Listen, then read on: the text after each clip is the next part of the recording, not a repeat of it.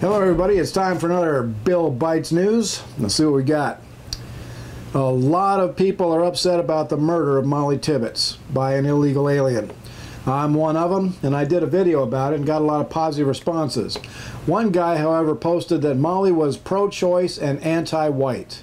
I don't care. She was still one of ours.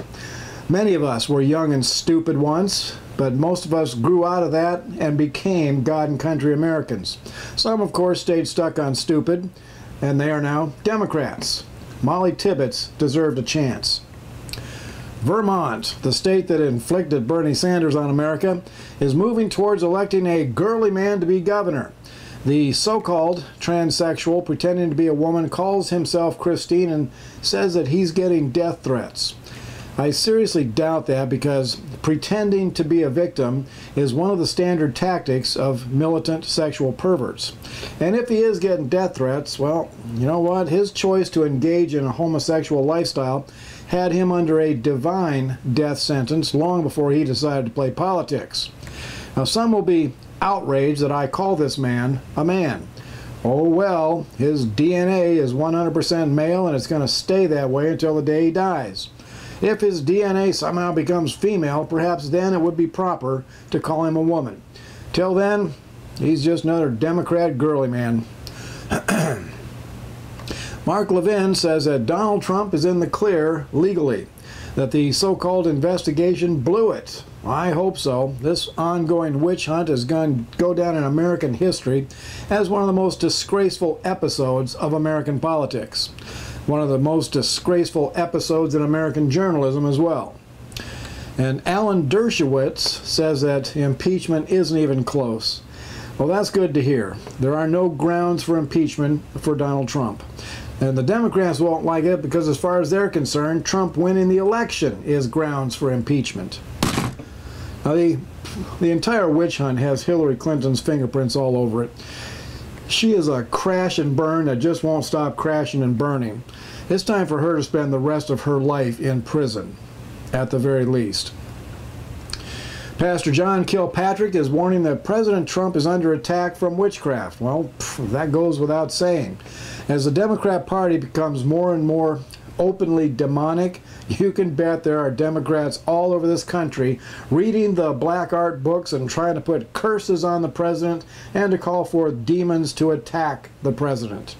The Christians of America should be thanking God for the election of Mr. Trump and praying daily for the president's protection from all the evil forces, both physical and spiritual. I pray this every day. I also pray for God to righteously destroy the Democrat Party, to expose their evils to the eyes of all, and to send a powerful revival all across America. It's time to get back to the Christian principles upon which the USA was founded. Hawaii is about to get pounded by a hurricane. Another liberal cesspool about to get a spanking from God's creation. Navy ships and subs are heading out to sea. I once rode out a typhoon on an old destroyer off the coast of Korea once, the USS Morton, DD-948. 3 days of being tossed around like a soccer ball. Okay, Jim Carrey. Who cares? Here's the epitome of arrogance. Now, this is the epitome of arrogance. The Catholic Cardinal of Mexico says that the sexual abuse victims should be ashamed of themselves for accusing men of the church. Man, this is Hillary Clinton level arrogance. Well, I have a few things to say to this cardinal. Mister, if you knew the scriptures and what God says about men of the church who rape little children, you would be wetting that bright red man dress that you like to wear. Nobody gets away with child abuse, especially men who claim to be leaders in the Christian church.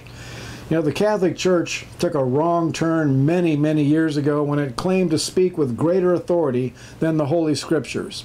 And because of widespread disobedience to God's Word, the Catholic Church is infested with sexual sin. Clear evidence of apostasy and corruption at all levels. And your arrogant statement shows exactly where you are on God's list.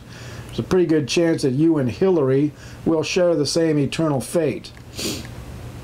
Gretchen Wilson got arrested at an airport in Connecticut. I always liked her and her song Redneck Woman. Police responded to a report of a disturbance on a flight and had a little talk with Ms. Wilson, and they ended up hooking her up and charging her. You know, there's a time to run your redneck mouth, and there's a time to shut your redneck mouth. Wisdom is knowing the difference. You know, it just occurred to me that she might be a Democrat. Well, that's enough for today. This has been Bill Bites News. Thank you for watching, and America bless God again.